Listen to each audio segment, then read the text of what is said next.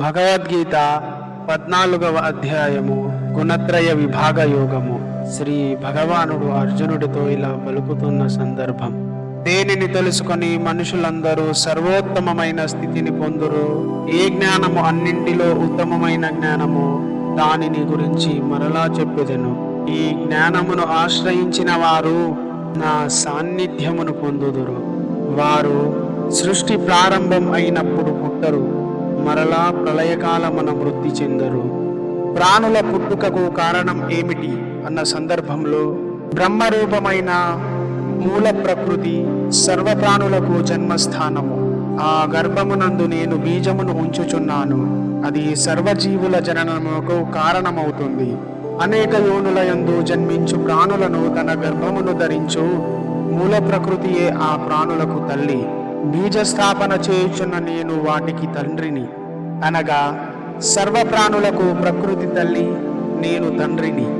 గుణములు మానవుడిని ఎలా బంధిస్తాయి అన్న సందర్భంలో ప్రకృతి నుండి ఉత్పన్నమైన సత్వ, రజ, తమో గుణములు నాశనము లేని ఆత్మను శరీరమున బంధించును. ఈ 3 గుణములలో సత్వగుణము నిర్మలమైనది, ప్రకాశవంతమైనది మరియు వికారము లేనిది. కానీ అది సుఖము మరియు జ్ఞానము చేత జీవుడు బంధించబడతాడు.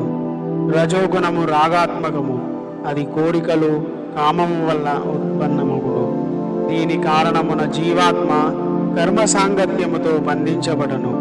తమోగుణము అజ్ఞానము చేత పుట్టినది, అది జీవాత్మను ఏమరపాటు, సోమరితనము, నిద్రలతో బంధించును. సత్వగుణము జీవుడిని సుఖములలో బంధిస్తుంది. రజోగుణము కర్మలయందు, తమోగుణము జ్ఞానమును కప్పివేసి ప్రమాదమునందు బంధించును. ఒక్కోసారి రజో తమోగుణములను జయించి సత్వగుణము వృద్ధి చెందును. ఒక్కోసారి సత్వ తమోగుణములను అణచి రజోగుణము వృద్ధి చెందును. మరికొన్ని సమయాలలో సత్వ రజోగుణములను అణిచి తమోగుణము వృద్ధి అగును. ఏ గుణము వలన ఎలాంటి ప్రభావం కలుగుతుంది అన్న సందర్భంలో ఏ దేహములో అన్ని ద్వారములు జ్ఞానముచే ప్రకాశించి చైతన్యం ఉత్పన్నమవుతుందో అప్పుడు అతనిలో సత్వగుణము వృద్ధి చెందునని తెలుసుకొనవచ్చు. రజోగుణము వృద్ధి అయినప్పుడు లోభము మరియు ప్రాపంచిక కర్మలయందు ఆసక్తి, స్వార్థ బుద్ధితో కర్మలు ఆచరించడం, అశాంతి, కోరికలు ఉత్పన్నమగును. తమోగుణము అధికమైనప్పుడు చైతన్యము లేకుండుట, చేయవలసిన కర్మలు చేయకుండుట, సోమరితనము, మోహములు వ్యక్తమగును. సత్వగుణము వృద్ధి చెందినప్పుడు జీవి మరణిస్తే అతడు ఉత్తమ కర్మలను ఆచరించువారు చేరెడి పవిత్ర లోకమును పొందును. రజోగుణమునందు మరణించినచో అతడు కర్మలయందు ఆసక్తి గల వారిలో జన్మించును. తమోగుణమునందు మరణిస్తే పశు, పక్షి, క్రిమి, కీటకాది జాతులలో జన్మించును. శ్రేష్టమైన కర్మలు ఆచరించుట వలన సాత్విక ఫలము, రాజస కర్మల వలన ఆచరించుట వలన ఫలము దుఃఖము, తామస కర్మలను ఆచరించుట వలన ఫలము అజ్ఞానము, సత్వగుణము వలన జ్ఞానము, రజోగుణము వలన లోభము, అలాగే తమోగుణము నుండి అజ్ఞానము కలుగును. సత్వగుణం కలవారు ఊర్ధ్వలోకములకు పోవుదురు.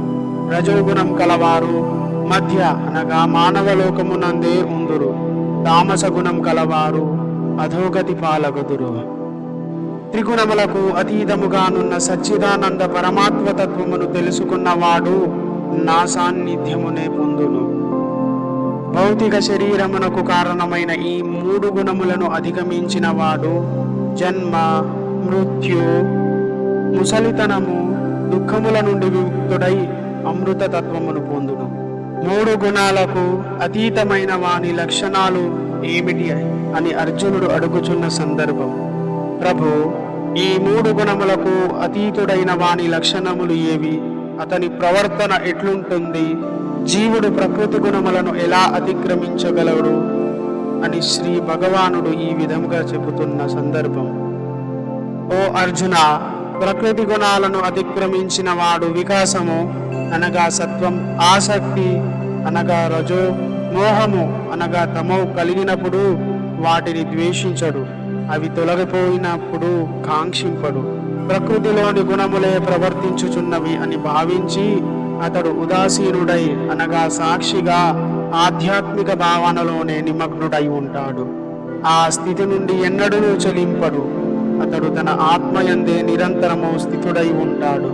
సుఖ దుఃఖములను సమానంగా భావిస్తాడు. మట్టిని, రాయిని, బంగారమును సమదృష్టితో చూస్తాడు. ప్రియము అప్రియములకు, నింద స్తుతులకు, మాన అవమానములకు తొనకడు. మిత్రులను శత్రువులను సమంగా చూచును. కర్మాచరణముల యందు కర్తృత్వాభిమానము లేనివాడు త్రిగుణాతీతుడనబడును. అనన్య భక్తి యోగముతో నన్నే నిరంతరము భజించువాడును, 3 గుణములను అధిగమించిన వాడును అయిన జీవుడు ఈ బ్రహ్మస్థితికి అర్హుడగును. ఏలనగా అట్టి శాశ్వత పరబ్రహ్మకును, అమృతత్వమునకును, సనాతన ధర్మమునకును, అఖండానందమునకును నేనే ఆధారమై ఉన్నాను. ఈ విధంగా ఉపనిషత్తు, బ్రహ్మ విద్య, యోగాశాస్త్రము, శ్రీ కృష్ణార్జున సంవాదము అయిన శ్రీమద్ భగవద్గీత యందు గుణత్రయ విభాగ యోగము అనే 14వ అధ్యాయము సమాప్తం.